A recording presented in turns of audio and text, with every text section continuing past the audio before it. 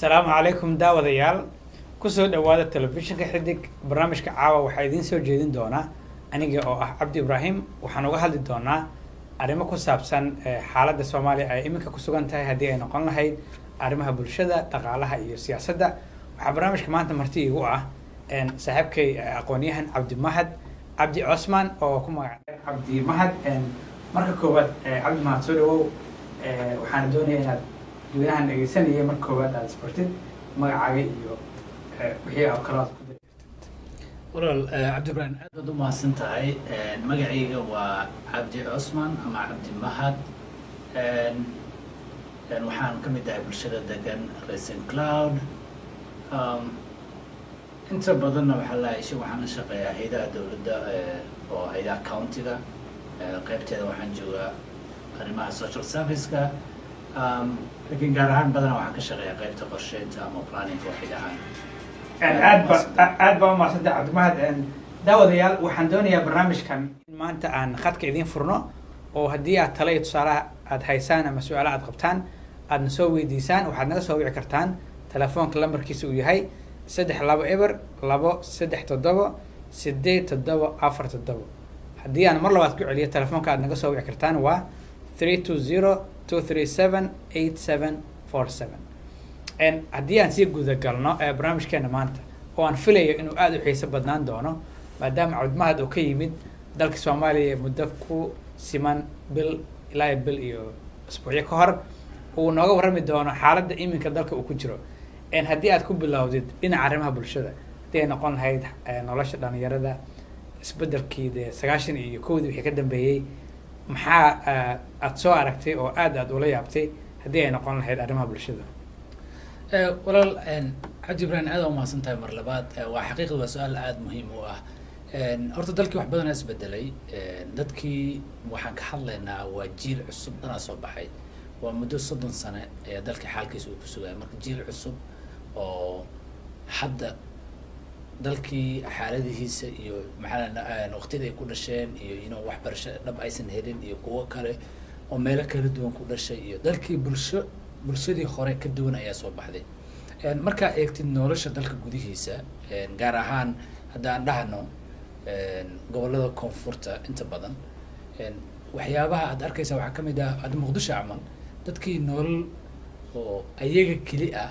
oo dawlad ku base garaysneen laakiin nabadgelyada yar dugsanaya ay dib u dhisayaan dalkii uu dhismayaa dad badan oo ganacsataa ku laabtay oo dalka investment ku sameeyo oo maalgeliyo guryo cusub shalay meeshaad garanaysa xaafadad garanaysa isbedesha arkaysa guryo cusub ay ku soo beereen gobolka banaadir camal wadooyin oo markii hore jabnaayo hadda la hagaajiyaad arkaysaa dhinaca kale markaa ka tagtidna noloshii inaad waxaad dareemaysaa xogaa adeeg badanna u jiro oo laba class oo ama laba dabaqad oo xagga dhaqaalaha ah inay abuurmeen aad dareemaysaa bulshada tusaale camal dad aad u sareeyo oo meelo maxaa la sheegay guryo hanti haysto meel fiican iyo dad aad dhulka u galay marka ma jiro wax middle class lahaaya ama qayb dabaqad dhexe ma jirto marka dadka kale ama IDP ha noqdaan ama dadka xitaa gobollada kale ku nool ha noqdaan in dalkii aad u hooseeyo dadka noloshooda dhulka ay sii galayso marka taasna waa wax oo in laga fikiro u baahan waayo aan sabab badan dhalin karo oo ku dhalinaya dadkaasi in nolosha noocaas ay abuuranto marka sababta tusaale yar waxaan rabaa Cabdi in aan ku siiyo inta badan dalkeena markuu dagaalada ay dhaceen waxyaabaha adduunka kale markaa eegto dalka Sri Lanka camal marka historiga taariikhda dib loo fiiriyo dalka Sri Lanka camal iyo Soomaaliya waxyaabo badan oo common ay keeneen dagaaladaas oo u dhaceen iyo waxyaabo badan oo ay ka sameeyeen ayaa jiro Soomaaliya Ilaahay wuxuu ku badbaadiyay horta islaamnimadeena markii laga tago waxyaabo kale ayaan u badbaadiyay waxa kamid ah dadkeena magaalooyinkeena waxay aad ugu tiirsanayeen baadiyaha oo ah tusaale camal haddii reerkii Cabdi Ibraahim adiga magaalo aad degan tahay aabihii ama hooyadii baadiya ay degan yihiin dagaalada markay dhaceen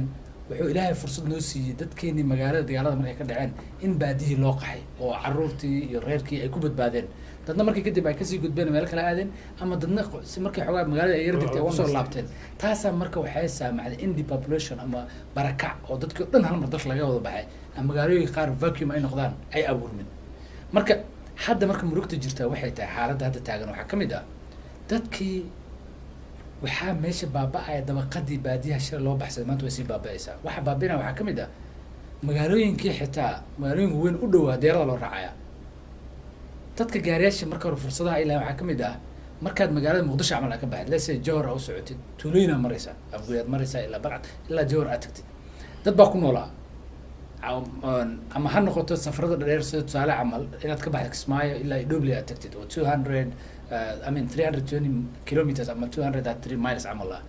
dhulka markaa maraysid meelaad saaxanaysaa reeraad maxaa la isha meelta maqaayad yar wax ku cunad baa maqaayad yar ku sameys wadooyinkii dad baa meelo yar oo aad moodid maxaa la hoteello inay yihiin oo dadka ay saaxan karaan katiifada wax yar lacag yar ka qaadanaya ayaa degnaa wixii way baaba'ayaan qof walba hadda Muqdisho iyo Jowhar waa 53 miles ama waxaan dhaano ama 83 kilo ama 85 kilometer waa kilometer markaan u kacno diyaarada loo raaca $9 bixinaya sababtoo maxaa yeelay amnigii wadada xumaatay waa la raaca waay qof diyaarad doorbida $9 reer inay bilbilaysaa qofka ugu doorbida $10 inuu ku raaca exactly martiya baxd mid labaad afku waxa arkaysaa Muqdisho amin Kismaayo ilaa Dhoble $100 bixinaysaa inta diyaarad u raacid marka hor gaari la raaci jir dad baa ku nool marka waxyaabaha murugta leh marka in hadda la fiiriyay ama dawlad cid walba dalka dareynaysa in dib u fiiriso u baahan waxa waaye dad classkaas ama noloshaasi si baaba'ayso dadkii in nolosha loo abuuro ayaa muhiim ah oo in noloshaas haddii aan ka dhax galo adiga hadalka wata laba qodob baa meesha iga soo baxay lamar kow dadkii oo baadiyaha ka soo wada dhamaanayo magaalooyinkii u soo guurayaan urban migration-kii waa mogtahay taama kula tahay marka inay sababtay abaarihii iska daba yimid oo dadkii xoolaha ay ka dhamaadeen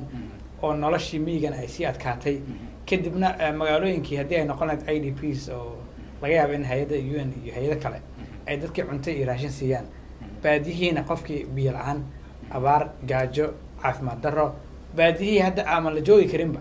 oo marka dadkii ay usoo yaaceen magaalooyinka iyagoo markaa naftoodii nolol u raadinaya waa sax taas horta qayb bay ka tahay laakiin kulli ma aha sababtoo waxyaabaha jira waxaa ka mid ah Soomaalideena hore qofka hadduu leeyahay labo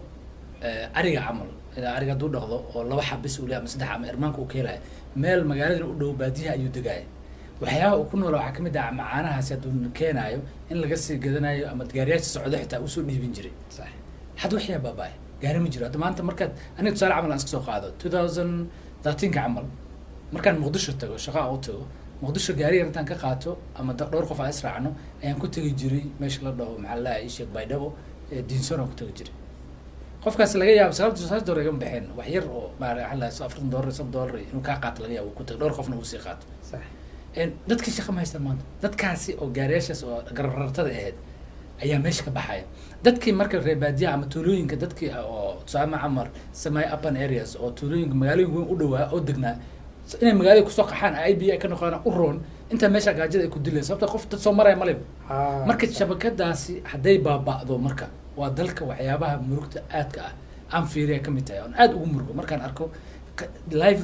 waa zone ana baxayo ama maxalla qayb dhan oo dadka kamid ah ayaa meesha haday baxdo magaalada kuma filna marka baahidii ma dabooli karto oo ka jirtay maxalla ishe baadiyihii iyo magaalada ka jirtay ma dabooli karto sababta baadiyihii waa sooska ugu weyn ama dhaqaale ama nolol haday noqoto dadka magaalada ay ku tiirsanayeen marka isla mar ahaanta dadka magaalada jooga waxay u baahan yihiin in khudaar iyo xoolo iyo caano iyo wixii oo dhan ba iyo hilibkii miyiga looga keeno marka nolosha miyiga iyo magaalada way isku baahan yihiin isku xiran yihiin waa ka gudbaynaa mar dhowaad Soomaaliya ka timid 2 bil ka hor hadda waxaa arrimaha bulshada social media ayaa aad Soomaaliya uga kacsan haddii ay noqon lahayd TikTok iyo qaybaheeda kala gedisan dhalinyarada dhashay 91 wixii ka dambeeyay oo de saameyntan balaaran ay ku leedahay social media oo meesha dhex taagay haddii ay gabdho noqon lahayd wiilal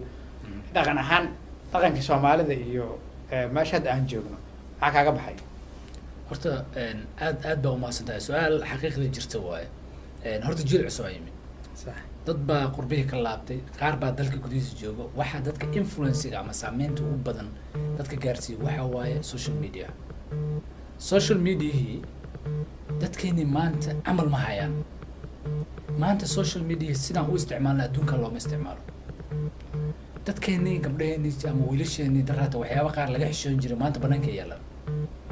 dad aan Soomaali ahayn on Soomaali xataa waxa aan ka garanaya maanta social media u sameystay Soomaaliya wax ka sheegayna sababta u sameeyay waxa waaye dadkeeni social media ku laabtay marka waxyaaba badan keeni kara one amal la'aanta way keeni kartaa labo social media han cidii samaysatay in ma ogo qofkaasi interest inuu ka lahaa sababta u samaystay oo dadkeenii xitaa khasaarooyinka kasoo gaari kara social media la isticmaalaya xitaa ma garan karaan wax record inay yihiin oo meel yaallo berito lagaaga daba keeni karta dhinac walba u adeegsan kara inay yihiin waxyaaba qaar ay kaga hadlayaan ama ha noqoto wax privacy ah personal privacyska ama shaksiga waxyaabaha sirta u ah asaga gooni u ah ha noqoto ama ha noqoto waxyaabo kale oo family wax ku saabsan maanta waa wax laga naxo taasi marka waxyaaba si loo gudbi karo waxaa kow ka ah bulshadeena dad islaamaane oo diinta in loo laabto oo wadaadadii ay ka hadlaan effective of social media oo dhallinyaradeeni maanta uu ku hayo waa waxa marka reerar badana burburiyey dadkii dhaqankeenii qad ka baxaayo sababta waxyaabaha shalayto markii soomaaliya ay burburtay waxaan weli nool dadkii dhaqankoodii qaab nololeedkoodii weli way nooshaa sababto ah diinteenii iyo annaga iyo social mediahan iyo waxyaabaha adduun kale ka jira xoogaa ka yara xirneen taas marka fursad waxay u noqotay in weli aan haysano dhaqankeena aan ku badbaadno dhaqankeena u badbaado diinteena aad wax badan influence badan uusan gelin iyo dadkii oo weli qaabka u noolayaan noloshoodii ay badbaado hadda laakiin social media sidoo noogu filan markaa marto waxyaaba laga murgo ama culamo ha noqdo ama qof kale oo caqli qabo oo ka fikiraya dalka ka naxaya ha noqdo waxaan u baahannahay arrintaasi si dhab ah in aan ugu murugno aan u fiirino ayaa loo baahan yahay waa sii soconaynaa annagoo weli ku guda jirna arrimaha bulshada gaar ahaan dhalinyarada dhalinyaradii dhashay 91 wixii ka dambeeyey iminka waa 30 jir ama 20 iyo dhowr jir dagaaladan inta badan iyaga ayuu saameeyaa oo waxaa la isticmaalaya oo iska hor imaanaya waa dhalinyaro haddii ay noqon lahayd dagaalada ka socda qeybaha kala gedisanaya dalka annagoon meel gooni taabanayn muxuu yahay mustaqbalka dhalinyaradaas aan camalka haysanin shaqooyinka haysanin waxbarasho ku filan ama waxbarasho aasaasi aan heli karin maxaa mustaqbal oo dhalinyaradaas ay meel u yaalla haddii ay noqon lahayd dhinaca dawladda iyo haddii ay noqon lahayd bulsho weyn Soomaaliyeed aada u mahadsantahay cabdiweli su-aashaasi waxaan rabaa waxyar inaan dib aan u milicsado qisadii ka dhacday ama dagaalkii ka dhacay gobolka Gedo waxaan rabaa nin walba Soomaaliya inuu fiiriyo dhalinyarada ama way soo dhiibeen ama dagaal baa lagu soo qabtay da'dooda inay fiirsaan waa dhalinyaradaasi waa jiilkii dhashay from 1991 ilaa hadda la taagan waa dhalinyaradii 30 jirka ama 20 iyo wax ka hooseeya jiray waxay la soo kowsadeen waxay ahayd waqtiga ay dhasheen dagaal ay ku dhex dhasheen marka haddii qofka waxaa jiro wax oo land behavior ah ama dabeecad dhaqan la bartaa jiro waxaa ku bar environmentigii iyo dadkiisa u nool yihiin iyo wixii beecida ku barayso beecida waxyaaba jira marka waxa ka dhalinyaradaasi dagaalkay ku dhex dhasheen waxa kale ay aaminsan yihiin waxa waaye in qofkii wax wanaagsan u sheegay inay u arkaan qof ayaga ka soo horjeedo laakiin qofkii dagaal iyo uu sheekeeyo inay u arkaan waxa kale qof ay ku maqoonin karaan inay tahay awood bisa dhalinyaradaasi dad waaweyn oo dalkaani waqti fog la kulahaa oo jooga ama madax ha noqdo ama ha noqdo siyaasi kale ha noqdo ayaa waxay u isticmaalayaan si khaldan dadkii maanta loo adeegsanaya in dagaal galiya dhalinyaradii ayaga la iska horkeeno taasi markaa aragto marka qofkii ka daqanaya dalkaani og jiilkaani jiil yaryar inay yihiin oo dagaalo ay ku dhex dhasheen u baahan qaab kale in loo wajaheeyo dhaqan celin iyo fursado waxbarasho xitaa fursado waxbarasho markii la dhaha dadka waa weynaadeen waxbarashada tee waay marka tusaale camal waa vocational training waxaan dhahno haddii farsamo gacan iyo shaqooyin kale oo sanad iyo 2 sano bis ay ku jirayaan ay ku qaadanayaan in la baro ayaa muhiim ah marka niyo waxyaabaha aan ka naxayno maanta aniga markaan fiiriyo wallahi been kuma sheegay dad gada incidentigeeda ama qisada dhacday markaan eegno si wax u dhaceen iyo carruurtaas yar markaan fiirino way waxyaabaha ku tusaayo in dhalinyaradii mustaqbalkoodii mugdi uu ku jiro aad u weyn wataa waa good example ayni qof walba waxaa rabaa dib inuu magac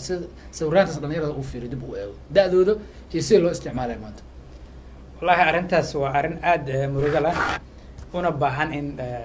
goobahan aan looga hadlo iyo goobo kala gedisan waana loo baahan yahay wixii xal oo dhalinyarada lagu caawinayo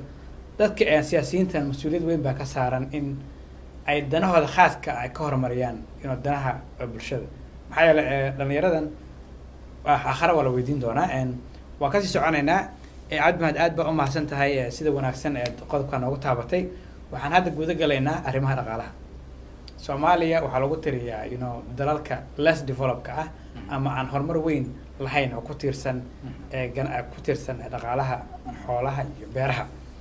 marka iyadii oo markii horeba dal saa usii horumarsan aan ahayn haddana waxaa ragaadiyey sanado badan oo dagaalo ah oo dee dawlad la-aan ah abaaro waxyaaba badan oo aad u dhib badan ay soo martay marka 2 bil ka hor markaad dalka tagtay dhaqaale ahaan dadka Soomaaliyeed gobolada kala gedisan dhaqaalaha hadda xaguu maraya walaal cabdi aad umahadsan tahay su-aashaas horta xagga nolosha dadka horta weli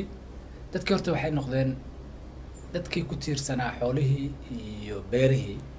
horta inay sii yaraanayaan sax oo dadkii amud mar haddii i d b ay soo galaan ama qaxooti ay ku noqdaan barakacyaal ay noqdaan ama qaxooti ay noqdaan ay ku dhex noqdaan dalkoodii gudihiisa waxaa baaba-ay wixii ay qabanayaan baaba-ay dhulkii waxaa arkaysaa waxyaaba qaar meelaha qaar markaa martay dhulkii beere ahaan jiray oo dur iska noqdo hud iska noqdo sababto wax beeranaya ma jirto sax dadkii marka waxay barteen in deeqe iyo hay-ade iyo waxay siiyaan in lagu tiirsanaado horta hortaas waa mid oo aad in loogu naxo u baahan dalkii in dadkii dib looga celiyo meelaha ay degnaayeen taasna waxay ku imaan kartaa dawladda samayn karto tusaale camal hay-adaha tadiyata la jiheeyo oo ayaga naftooda istaraatiijiyad cad oo qaab cad loo sheego saan wax ku qabta la dhaho waxaan aaminsanahay inay wax badan ay bedeli karaan maxaa laleeyahay isha wax badanna la jiheen karo dhaqaalihii marka baadiyihii iyo beerihii hadday yaraadaan inkastoo haddi waxyaaba qaar oo positive oo arkaysid company yar yar oo soo baxay oo doonayo inay invest garaysaan beerihii waxay kasoo baxaan dalka gudihiisii wasaaraddii beeraha waxyar movement yar aa ka dareemaysa xoogaa rajo way jirtaa laakiin cabdimahda ogow waxyaabahaas yaryar oo ma bedeli karaan dhaqaalihii ballaarnaa ku tiirsanaa beeralayda yaryar iyo dadka xoolaha dhaqanaya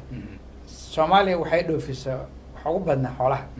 haddii marka xoolihii dadka baadiyaha kasoo guuraan xoolihii aysan dhaqanaynin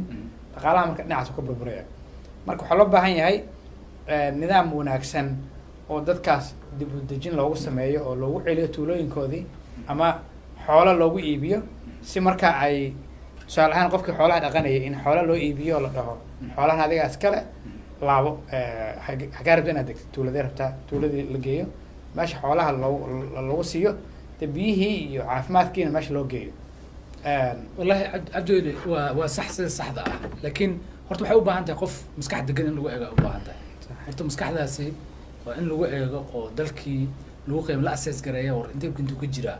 horta weli ma taalo sax weli lagama fikirahayo laakiin dadka aad u daraaseeya xaaladaha dalka waxyaaba ay ku sheegeen murida ugu badan waxaa kamid ah in kalaasiyadaas aan sheegay oo ah beeraleydii iyo xoololeydii ama ha noqdaano dad ahaa the riverine community ay dhahaan dad ka degan webiga jiirkiisa ama beeraha waxaa ka gaarsameen oo webigiina biyo ka heli jiray ama ha noqoto dadkii oo agro businesska ama agro pastoralist xoolihii iyo beeraha isku dha waqtiyada roobabka ay tacban jiray ama ha noqdo dadkii pastoralistiga caadiga ah kalaasadii o dhan way burburayaan xaqiiqda jirto dadkii deeqa iyo maxaa lahay hay-ada waxay keeneen iyo qaxooti in lagu laqo idb cam iyo dadkii taasa u fududaatay waxay yeelayaan waxay tahay dadkii dhanba waxay noqotay magaalooyinka in loo qaxo baadiyihii laga soo qaxo marka in magaalooyin badan oonan jirin oo fake ah oo nolol badan aan ku tiirsaneyn hataa source of income fiican laga hela aanan jirin ay abuurmaan taasna marka waxay sii badinaysaa marka vulnerabilityga ama maxaa lahay saboolnimadii iyo martaas sii badinaysaa baahiday sii badinaysaa marka taasaa marka u baahan in la wajaho cid walba oo maarata mas-uuliyad ilaahay u dhiibo inay ka fikiraan war dabaqadan abuurmayso sidee lagu yareyn karaa shalay soomaaliya waxa badbaadiyey waxay ahayd beerihii hataa waxaa xoolaleydii iyo miyigii dadkii degnaa taa noloshaasay ku tiirsaneen nolosha daa baaba sidee lagu badbaadin karaa dadkaasi ama xoolaha loo abuuro abaar hadday baabayso xoolihii ama xitaa kuwa joogo xoogaa meeshooda ha lagu haayo oo xoogaha loo abuuro nolol marka waan aragnaa meesha dhibka u ka jiro oo in dadkii miyigii ay ku noolaana yihiin sababo kala duwan marka maxay tahay mas-uuliyadda saaran haddii ay noqon lahayd dowladda federaalka dowladaha dowlad goboleedyada kala gedisan ama hay-adaha deeqbixiyaasha haddii ay noqon lahayd w f b ugu horeyso oo deeqda geynaya dadkii marka ay beeraha abuuran lahaayeen arrintaas maxay ka qaban karaan qeybaha kala gedisan nin horta waqtiya lagu eedeyn jiray way jirtaa w f b waqtiyada roobabka ay soo dhow yihiin iyo waxaa inay deeq bixi dadka beerihi ay tacban waayaan ayagoo raashinkii ay u arkayaan qarashka ay geliyaan iyo midka suuqa yaallo inuu kan suuqa yaallo ka raqiisan yahay faa'iida aysan ugu jirin dadkii taa horta way jiri jirtay hadda horta inta badan accessibilityga adkaaday in ay access ay u helaan ama ay tagaan dhulkii ayaa adkaaday taa hadday adkaatay marka wax badan dadkii marka haddii la gaari waayo hayadiina ay ku gaari waayeen meelihii ay joogeen waxa adkaaday dadkii waxay sameeyeen marka inay soo qaxaan meel hayadihii ay jiraan ay soo degaan ama ha kusoo noolaadaano idb ahaan ha usoo noolaadaano ama maxaa lalahay ishii qaxootinimo ama barakacyaal ahaan ha usoo galaano ama meel magaalooyinka u dhawaa soo degaan taasi marka maxay haddii ay soo qaxeen maxaa ka abuurmay waxaa ka abuurantay beertii in la tacban waayo sax marka dhulkiiba ay noqoto cidna marka haddii saa ay kusii socoto let's say the next 10 or 15 years saas kusii socoto waxaa xaqiiq ah dhul badan oo hawd inuu noqon doono dadna aan loo heli doonin maasha allah cabdimahad aad baa u mahadsan tahay daawadayaal waxaan ku guda jirnaa waraysigan xiisaha badnaa oo aan maanta la yeelanay aqoonyahan cabdimahad cusmaan oo mar dhaweyd ka yimid soomaaliya soona maray gobollo kala gedisan waxaan mar labaad idin xusuusinayaa in aad haddii aad su-aal qabtaan na soo weydiin kartaan ama ra'yigiina aad nagu soo biirin kartaan idinkoo naga soo wacaya telefoonka lambarkiisa uu yahay 32 237 8447 ama 320 237 8747 waxaan fursad idin siin doonaa inaad ra'yigiina kasoo dhiibataan annagoo u gali doono qodobkeen xiga oo ah arrimaha siyaasadda iyo doorashooyinka la filaya inay mar dhow ka dhacaan dalka Soomaaliya balse qofkii doonaya inuu ra'yigiis ka dhiibto labadii qodob aan kasoo hadalnay waan soo dhaweynaynaa lamarkaas aan sheegay ayaad naga soo wixi kartaan marka cabdi haddii aan sii soconno waxaan geli doonaa arrimaha siyaasadda si fiican Soomaaliya ino 10 sano oo dambeysay aan iraahdee dawladda ayaa isbedelayay oo madaxweyne walba 4 sano marka uu dhamaato nidaam iyo waa isku soo laabanaya kadibna doorasho la qabanayay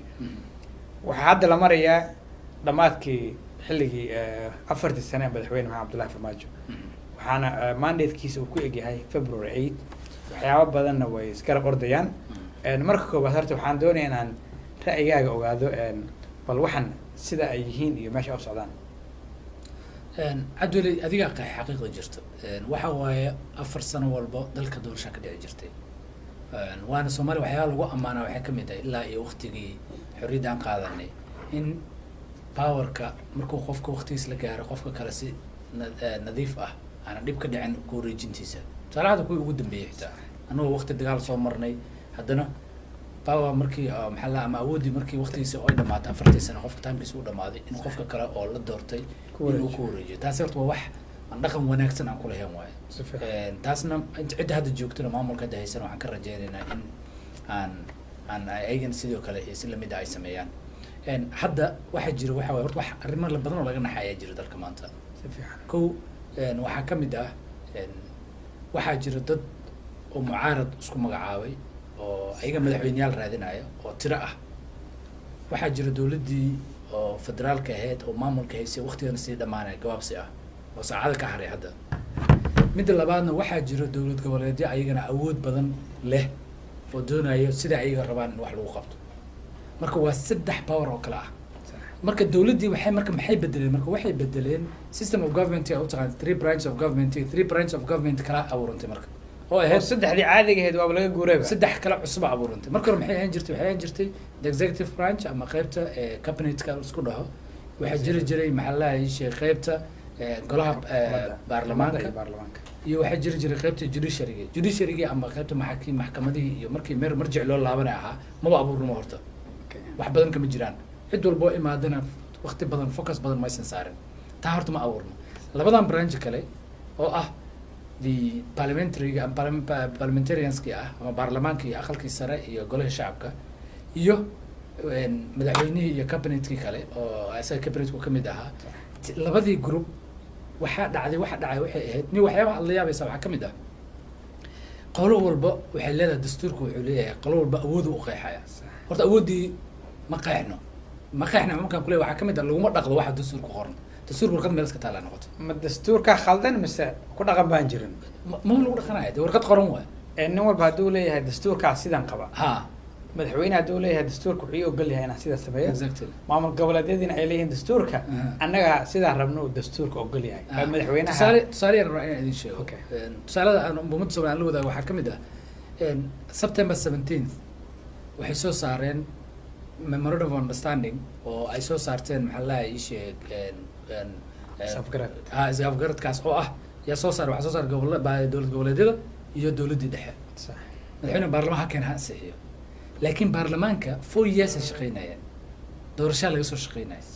waxaan xasuustaa haddii aan dib u eego mudane Jawaari oo gudoomiyihii hore baarlamaanka waxaan xasuustaa maalin asagoo la hadlayo dad khubaro ah oo ay la shaqeynayay guddiga doorashooyinka waqtigaas oo la shaqeynay oo leh haddaysan suurtagelin one man one vote kan 2020 fadlan hadda inoo sheego ووقت ووحى مركو حكوا ماشي حكات في مركا ننكاسي أرنتاسي إني مروك بدن كويسي فوكس بدن وكهاي waxyaabaha marka dadka ay dib dadka maaragtay dawladda macala dhaliilo waxyaaba ku dhaliilo waxaa kamid waxay leeyihin arrintaas oo sababsaday bijawaari dad qaar dhahaya dad qaar waxyaaba ay dhahayaan ay kamid tahay marka laakiin waxyaabaha jira waxaa kamid ah haddiisan jirin wax focus ah oo dadkii ka dhab ah ma soconin tusaale camal aysan wasaaradda arrimaha gudaha waa wasaaradda khusaysa arrimaha doorashooyinka iyo dawladda arrimaha gudaha dhan wasaaraddaasi muddada 3 sano soo dhaafna 4 sano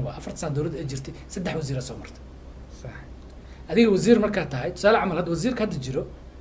weligiis wasiir ma soo noqon asa arrimiga waa booliis waa ninkii generaalkii booliiska ama la taliyay booliiska waa hore hadda maanta waa wasiirka arrimaha gudaha wuu ku cusub yahay hadduu qaban lahaa nin administration waa yes wuu qaban karaa ma qaban karo shaqada ma dheheno laakiin waxaan wuxuu u diyaarsanaa ma ahan fiilkiisa ma shaqo balaaran waa dhex muxuu ka qabanaa wuxuu haystaa hal sano gudahood inuu wax ku bedelo waxba kama qaban karo marka nin baan weydiiyey oo Soomaali jooga waxaan ku dhahay niyo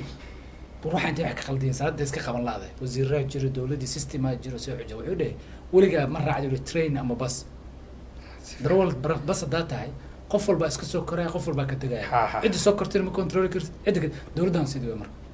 dadkan wasiirada laga dhigaayo ama waqtiga wasiirada la sii saarayo kulliba wax mowqif u cad hatta in dadkan dad khibradii ama hatta background koodii ama education ha noqdo experience wax walba ha noqdo lagu soo xulay meesha lagu geeyay waa rakaabkii baska oo exactly in and out way ha marka sababtoo ah muddo 4 sano hadii 3 wasiir ay soo martay wasaaradda walbana saas way intooda badan laba wasaarad ma saddex wax la mid ah ay ku anagaadeen marka dhibka jiro horta walaalow u socon lahayn Soomaali hor wax u socon lahayn waxa waay waxa aan rabno cidii fulin lahayd dad isma waafaqsan oo isdiideen okay dadweynaha wax ku wareersan yihiin cidda khaldan madaxweyne wuxuu leeyahay as head of state madaxweynaha dastuurka aniga mas'uuliyadii awood u leh inaan ka hadlo arrimaha doorashooyinka wax walba aan aniga meel mariyo maamulka goboleedyadii waxay leeyihiin waa inaan ku lahaano ra'yi iyo talo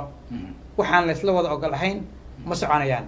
haddii aan sida aan rabno aan naloo yeel doorashada maamul goboleedkeena kama dhacayso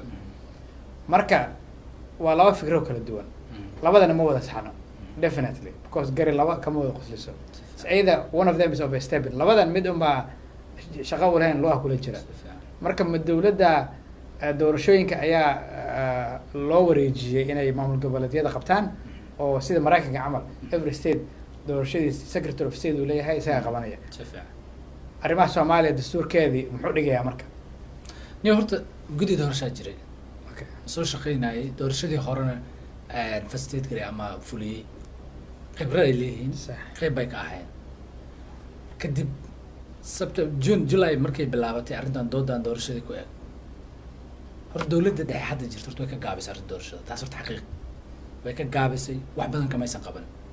ha noqdo wasaarihii hore ha noqdo ama midka hadda joogo ama madaxweynaha ha noqdo arrinta aad bay u gaabiyeen waqtigeedii aad bay u gaabiyeen waxa ku soo haray kuwa hadda joogo doorashadii ciddii qaban lahayd horta looma dirin cid kale maxaa ka wadaa waxaan ka wadaa guddiga doorashada jiro waxaa la isku afgartay in guddi kale la sameeyo oo hadda kow ah oo laga boodo marka taas macnaheedu waxa ku jirta lagama fikiro marka hore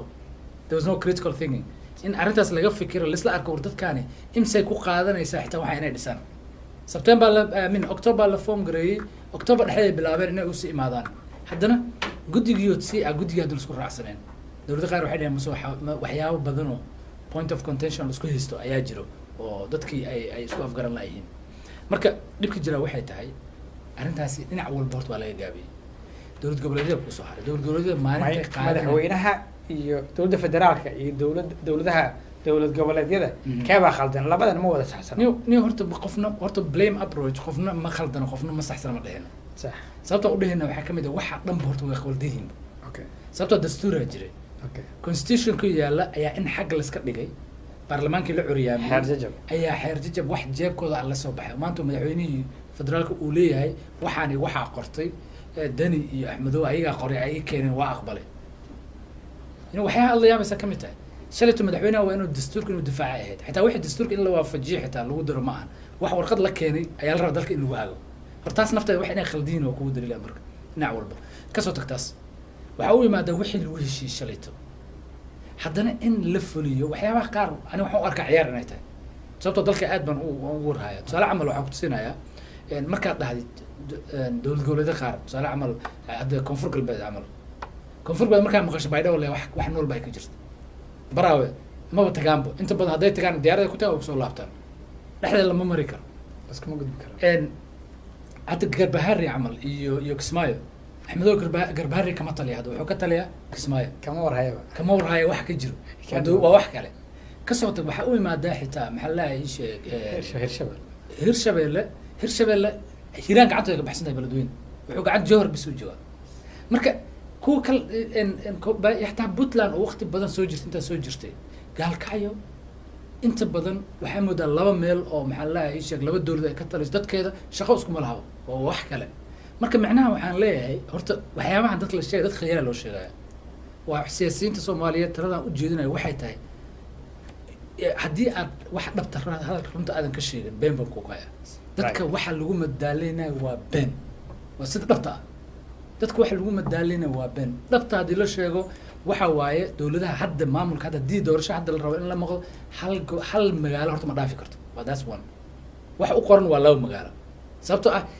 xataa tasiilaadkeeda hataa uma diyaarsano that's one midda labaad team dad wax xulo oo team dad soo diyaariyo technical ah haddii la rabo in la helo waqti ay u baahan yihin lagu train garaya oo la sameeyo dowladdiina waqtigeeda ugu dhamaaday aan kaa dhex galo doorasho horaa loo soo qabtay xasan sheekhaa doorasho qabtay dadkii doorashada qabtay xasan sheekh iyo farsamadii xasan sheekh uu ku qabtay maxaa meesha ka saaray oo iminka loo raadinaya khad cusub oo wax lagu qabto ma la isticmaalo guddigii hore iyo dadkii khibradda lahaa guddigii hore waxay leeyihiin guddi federaalaan nahay guddi doorasho rasmi ah qabto inay qabtaan waa doorashadan jajabka ah ama maxaa lahay sheeg oo sida lagu sameynayo xerjab lagu sameeyo dastuurka aan waafaqsan ma qaban karnaa leeyihiin way nagla imaadeen plaankooda waqtiyada ay ku qaban karaan waxay wada markuu hore agastan ku qaban karnaa maajan qaban karnaa saan u qaban wax bay keeneen lama sii tasiileyn marka in la sii dabagalo oo maaragtay lala dharaandhariyo ilaa ay xal ay kusoo bax lagama shaqeyn xagga la iska dhigay mid kaloo aanan macquul ahayn la shir maanta ummadda soomaaliyeed doorasho la isku qabsado ama doorasho kanaal dooranaya waqtigan uma baahan dadkii maanta dhiigjoojina u baahan xaqiiqda jirto dadkii noloshoodii aaday usii adkaanaysaa amnigoodi way sii xumaanayaan dadkii kale oo soomaaliyeed oo meel walba jiray dalkii rajo badan ay ka qabaan inay kusoo laabtaan ay doonayaan maanta waxay u baahan tahay waxay tahay soomaalida in si dhab ah loo wada hadlo oo runta loo soo sheego sababtoo waxa dhan su-aal camal waxaan ku siinayaa dhusmareeb shirar badanaa ka dhacay magaca hadda waa laga bedelay samareeb magaceeda cusub samareeb shirar badanaa ka dhacay shirkii hadda ugu dambeeyey it wasn't the wish of the president madaxweynaha ma ahayn wishkiisa ama dowlad goboleed wax la soo jeeda international community a bush garanaysay arrintii inay sameeyaan macnaha marka waxaa kugu daliila haddii la dhaha international shisheeye faragelintiisa ma rabno haddaan dhahno hadda annaga abuurni vacuumkan inuu imaado annagaa create gareyn oo ah dadka maamul annaga markaan leeyahay waa soomaalida maamulka oo haayo marka in ummadii soomaaliyeed runta loo sheego dadkii way sii dhammaanayaan dalkii wuu si gacantu kasii baxayaa amnigii wuu sii xumaanayaa in dadkii luu saxaayo sababtoo ah dadkaani maanta waxay u baahan yihiin baalka ii sheeg maxaa la dhahaa dhiig joojin in waxaan la istoojiyo waxay u baahan yihiin horumar waxbarasho iyo caafimaad wixii lagama hadlayaba ha su-aal kale haddii aan ku weydiiyo dowladda soomaaliya dowladda waa dowlad ama hataa garaato ama dowlad weyn sida maraykanka camal ha ahaato dowladda soomaaliya ee hadda jirta maxay horumar ay ka gaareen bixinta adeegyada asaasiga haddii ay noqon lahayd waxbarashada caafimaadka ammaanka bal taana noo yartaa su-aal aad u wanaagsan waayo horta dowlad walba oo jirta horta waxaan qoray usu dhiib wada waxyaaba badan xasan sheekh dhaliilana wuu lahaa waxyaaba badan oo lagu ammaani karna wuu lahaa ammaantana waa dalka u gaarsiiyey kasoo tag maxamed cabdullaahi farmaajo dadka horta expectationka ay ka qabeen aad u sarreeyay cid walba oo dalka soo martay mid ka sarraa laga qaba horta expectationka naftiisa dhibaatooyin badan u leeyahay ha sababtoo ah qof meeshaad ka filaysa hadduusan gaarsiisan uu ka hooseeyo oo dadkan rajo badan ay ka qabaan waxay leedahay dhibkeeda leedahay marka taa horta waa mid waa expectationkaas wax badan oo keenay laakiin dowladdiisii waqtiyadii ay soo jirtay waqtiyadii ay soo wax badan oo lagu dhaliili kara way jireen oo arrimaha dibadda ha noqoto hataa arrimaha gudaha ha noqoto wax badan oo dhaliila way leedahay laakiin waxyaabaha kale ku tageeraysa waxaa ka mid ah xaggii ciidamadii waxyar waxaad dareemaysaa shalayto because aniga waxaan ka 2011 kaan dalkaa joogay 12 kaan joogay waqti sheekh shariif asar ra-iisul wasaare uu ahaa ayaan joogay marka xaqiiqda jirtaa waxay tahay ma xagga amniga markaa fiirisid inkastoo dee dhibaatadan ay iska dhacdo oo waxa maanta hal maan la xallin kara aanan ahayn laakiin waxaa jiray xogaa waxaad dareemaysaa xogaa sansaan ah dadkii inkastoo dadkin ay bislaadeen oo dowladda diyaar u yihiin in amniga xogaa wax laga qabtay taas waad dareemaysaa inkastoo waxna ay dhacaan haddana taa midda labaad xogaa dowladdii dadkii oo shacabkiina ha bislaadeen hadday rabaan dowladdii xogaa adeegyo yeero sida waxbarashada camal iskuulla qaar oo dad laga beegelay ay jiraan hadda gobolkii banaadir camal wadooyin yaryar oo la dhisay aad arkaysid laakiin haddana markay noqoto system wise in system la dhiso dhaxal laga tago weli ma bislo wax weyn ma yaalo waxay polisiyaasha yaalla xitaa wasaaradaha qaar strategy plan ay leeyihiin oo yaalo wallahi beenku dhowr wasaaradan ta marra magacooda inaan sheego meesha waxa yaalla iyo waxay ayaga ay sameeyaan oo lagu dhaqdo wax ka muuqdo maahan sidaas sheegtay madaxweyne maxamed cabdullaahi farmaajo dadweynaha soomaaliyeed hami weyn iyo rajo weyn bay u qabeen rajadii hadda dad badan haddaa weydiisid waxay ku dhahayn wax weyn waa lagu dagmay wax weyn ma sii jiraan qof kaloo cusub xitaa hadduu maanta imaado dhaho wax baan qabanaya ma kula tahay dadka soomaalida inay hamigii iyo rajadii ay ka dhimatay oo qof walba intuu imaado u dhahayo aniga soomaaliya soo nooleynaya ciidamaan dhisayaa dalka xornimadiisa iyo dadnimada ayaan xoojinayaa haddana qofkii markii xafiiska uu qabto uusan waxba qabanayn maxay kula tahay musharax dam haddii uu ballan noocaa sameeyo wallahi waa wax jiro waay horta ballanta horta beenta ama ballan been ha noqoto ama ha noqoto ballan oo ama run ah ha noqoto horta ballanta way jiraysaa horta wayna soconaysaa campaign-ka horta waa lagu galaya waxaana qabanaya baddaan macaynaya xataa waa lagu galaya wax walba waa lagu galaya laakiin in la fuliyo ayaa ka horeyso in la fuliyana waxay ku imaanaysaa dalkaani horta waxa looga gudbi kara dhibaatooyinka jira waxaa ka mid ah si baskii aan sheegayo qof walba iska soo karayso looga baxa dalkaani inuu u gudbo party system si dadka aad keensanaysid ama ra-iisul wasaaraha keena dadka aad keenaysid ay noqdaan dad aa iska hubtid tusaale camal maanta biden la doortay biden timku maysan qaadan in uu dhiso golo wasiiro ah oo tayo leh cabinet inuu soo saaro waqti maxaa sababay waxa sababay waxaa waaye dadka xisbi ku jiray oo dad tayo leh quality-gooda kulli on record waay uu ka raasanaya adiga laakiin madaxweyne iska socda markaad tahay dad markaad keensatid waxa qofkan uu sheeganaya degree aan haystaa oo maraykanan jaamacad aan intaasoo sano dhiganayay oo laakiin waxa jira aanan ahayn oo meelaha laga soo sameeyey berito sidii la taagna waxba ma bedeli karo marka macnaha jira waxaa horta dalkaani in kow party systemka uu noqdo oo xisbi ahaan loo balaa qof walban qofka wax noqonayo dadku keenayo dad tayo leh soomaaliya haddii xitaa 4.5 kan lagu qaybsaday xitaa qabiil walba qof tayo ku jiro okay haddiiba aan ka hadlayno inaan doorasho fiican la qabto oo dalka horey ugu maro somaliland doorashay qabtaan horumar bu wanaagsan baa ka jira maxaa diidayay in dadka doorashada wanaagsan somaliland ka qabtay fursad loo siiyo in warniman yahoon idinkaa wax qabsadeen bal give us the example show us the way in la dhaho guddigiina doorashada bal hanoo imaadaan hana tababaraan farsamadii iyo wixii aad ku qabsateen mid lamida noo qabta maxaa diidaya ni horta arrinta somaliland iyo soomaaliya horta wax badanaa jiro wax badan oo ka dhexeeya ayaa jiro oo u baahan arrin waqti dheer loo hadlaa waqtiga loo hadlana u baahan tahay doorashooyinka ayaga naftooda doorashooyinka waa soo jiitameen waqtigooda kuma haysa qabsamin marka soomaaliya laakiin way qabtaan laakiin way qabtaan waqti way aadiyaan marka waxaa jira wax badan waxay u baahan yihiin naftooda in oo si gooni loo fiiriyo taasna laakiin waxaa jira waxaan xasuustaa dad technical people ah oo Kenya ka shaqeynayay oo IEBC da Kenya ka shaqeynayay ayaa advisor u ahaa guddiga doorashooyinka hadda jiro ayaa dhex joogay oo hebel aan leeyahay rag oo meesha fadhiyay aan garanayo marka in horta technical lama laha laakiin waxa maqan waxa waaye the will in la qabto horta oo ay jirto dad qaban rabo arrintaasi u dhaqaaqa inay jirto ayaa ka muhiimsan midda hadda taala doorashada hadda taala waxay tahay maanta guddiga doorasho qaban lama dhihi karo xataa la taagan yahay lama dhihi karo maxaa la dowlad goboleeda wax keenayo maanta waxay u baahan tahay dadka dalka ka danqanaya inay si toos u wada hadlaan runtii uu soo sheegaan madaxweyne maxamed cabdullaahi farmaajo fariintiisana aan u farayna waxay tahay in uu oday uu ka noqdo arrintaani dadka uu soo keeno si Soomaali oo isku soo jiid ah inuu dhammaan ama mucaarad kuwa ah ama kuwa dowlad goboleed ah arrintaani next stage loo gudbo sababtoo waqtigiisii wuu dhamaaday asagana legitimacy hadduu waayo ama mucaaradkii uu sii bato amniga dalka ayaa gacanta kasii baxay shalay hal yaro la soo dhisay ee dib usii burburay marka taas si looga kaaftoomo waxaan soo jeedinaynaa dalka haddaan nahay dalka Soomaaliyeed ka soo jeedo asal ahaan u ah unu danqanayo waxaan leenahay madaxweyne maanta tanaasul dhinac walba ayaa laga baahan yahay iska reeb mataalo maanta tanaasulka madaxweynaha keli loogama baahnaa qolyaha kale iyagana oo dee ku dhegan oo iyagana wax la haysta aniga hadda wax isla haysano ani aan ku dhaho waan waxaan ogolahay adna aadan ogolayn tanaasulka markaa ma shaqeynayo exactly waa kasii gudbaynaa haddii aad doonaysid waxaan kusii dhownahay gabagabadii waraysigeena maanta haddii aad doonaysid wax fariina ama qodob aad isleedahay waan ka tagnay ama si fiican umaana faahfaahin oo ku saabsan saddexda qodob aan ka hadalnay haddii ay noqon lahayd bulshada arrimaha bulshada dhaqaalaha iyo siyaasadda haddii ay jiraan waad la wadaagi kartaa iyo wixii fariin oo diraysid dadweynaha Soomaaliyeed ni horta laba arrin aan rabaa in aan ka dhawaajiyo mid waxa waaye dadka nolosha daytan waan ka hadalnay noloshii dadkii oo si baabayso dadka oo ilaahay maskaxda uu siiyay aqoonyahan ma ahan maanta kuwa badan oo aqoonyahan ah oo aan damiir lahayn aa jiro xaqiiqi jirto kuwa badan oo maxaa la isha aqoontaas dadkan kale aan lahayn laakiin damiir leh oo dadkan ka danqanaya jiro maanta Soomaaliya uma baahno qabiilkan aan nahay 4.5 kana uma baahno maanta waxay u baahan tahay badbaado dhulkaan leenahay aan ku aftirsano waa sharci dhulkaas lama garaneen wax badan lama garaneen hatta 30 sano socday adduunka kale lama garaneen maanta waxaan nahay suuqayaan la Soomaaliya suuqay taala xaqiiqda jirto cid walba maanta Soomaaliya way ka dharagsantahay waxay tahay dadkeeni waa la ag firfircoonina ana waa jirta dadka waxaan leeyahay qof walba oo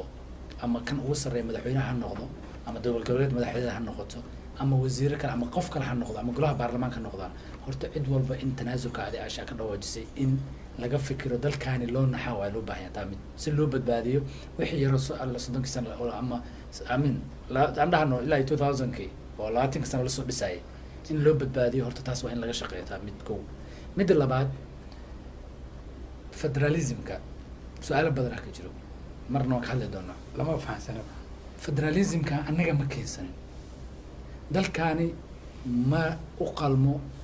6 madaxweyne ama 5 madaxweyne uma qalmo waa hal dal waayo bulshada ku noolna waa wax ka yar 15 milyan waxaan ka hadlaynaa oo isku afa isku luqada isku diina 15 milyan kaasi 6 madaxweyne tuma hal madaxweyne goolkan Minnesota ayaa inta dadka garan kartaa governor ka taliyo marka in horta dhabta aan ka sheegno horta muhiim oo madaxweynayaashan oo qaabka loo raadiyo mid labaad waxa abuurantay si dayta aan ka sheegnay heer jawi nololeeda abuurantay oo ah tusaale camal gobolada hadda magacaawday oo dowlad goboleedyada gobolka meesha uu ka taliyo tusaale camal hadda Kismaayo camal ay bis ay ka nooshay Jubbaland meel kale kama jirto markaa tagtid Puntland lagu sheegay markaa tagtid aniga gaalkacyo waa meel dhib badan boosaaso waa meel ganacsi waa laakiin garow bis ay ka nooshay xaqiiq jirto markaa tagtid koonfur galbeed markaa tagtid baydhabo bis meel kale ma jirto xudur ma jirto baraawo ma jirto jowhar shabeellooyinka dhan hirshabelle markaa maqashid beledweyne waa soo burburtay waxaa taagan bis ah jowhar marka muqdisho afgooye iyo muqdisho dhexdooda waa isku fiicnaan jirta hadda way sii adkaatay wax walba way sii adkaadeen dawladdii waxa dalkii dhan wuxuu sii noqonayaa wasi marka macnaheedu marka waxa waaye waxay u baahan dadka Soomaaliyeed inay runta u soo sheegaan oo dalkaani la badbaadiyo maanta waxaan u baahanahay samad bixin way dalkaani uu badbaadin lahaa cid walba mas'uul ama aqli ama wanaag mid labaad dhalinyarada waxaan kula talinayaa social media u batay YouTube been abuur ah oo lagu abuur dadkii lagu kicinayo hor dadkii lagu bool kacsan jiray oo la kicin jiray leeyahay dagaal ee galay horta way yaraadeen xaqiiqda dadku waxay fahmeen intuu meesha u socon wiil ku dhamaa wiil inuu ku dhalinin taartu way soo yaraanaysaa waan muhiim dadka inay fahmi karaan nabadda waxay tahay ama dawladdu waxay tahay inay soo fahmaan muhiim way marka dadka Soomaaliyeed waxaan leeyahay haddii wax qori kartid wax wanaagsan qor haddii YouTube channel aleeda wax aad duubtid please wanaaga ka sheeg birito record ku yaalo waa birito aday ku hor imaanaysa inaad qof kale aad raaday ka hor imaanaysa dalka adduunkan wuxuu raacay maanta Soomaaliya markaa qortid the first page of Google page afartid waxa ku soo baxay dad dhamaanaya abaar iyo dagaal iyo qori marka sid image ka u bedelno ummadii aan u sheegno dad wanaagsan aan nahay dad nabad jecel aan nahay in qof walba anaga namida naftan because change starts with I change marka laga hadlayo ama isbedel laga hadlayo aduu ka bilaawda marka naftayda naf walba qof walba dhalinyaro waxaan dhiilaa nabadda ha warto nabadan aan ka qaadano aad iyo aad buu mahadsan yahay aqoonyahan Cabdi Mahad oo maanta barnaamijka marti noogu ahaa waxaan sidoo kale si aad keenaya qof walba Soomaali ah inuu qaybtiisa qaato muwaadin wadani baa tahay dalka waxaad ku biirisa maanta ayaad bari isticmaali doontaa maanta dalka wax wanaagsan ka faafi haddii aad madaxweynaha aad ka soo horjeedid madaxweyne waa madaxweyne qaran wax wanaag badan oo ka sheegi kartaa jira marka let's focus on wixii wanaaga kan dawladda waraysigeena maanta oo ku saabsan arrimihii u dambeeyay ee Soomaaliya intaan barnaamijkeena mid lamida ku kulmayno aniga iyo martideeda maanta Cabdi Mahad Usmaan waxaan kaga tagaynaa sidaas iyo amaana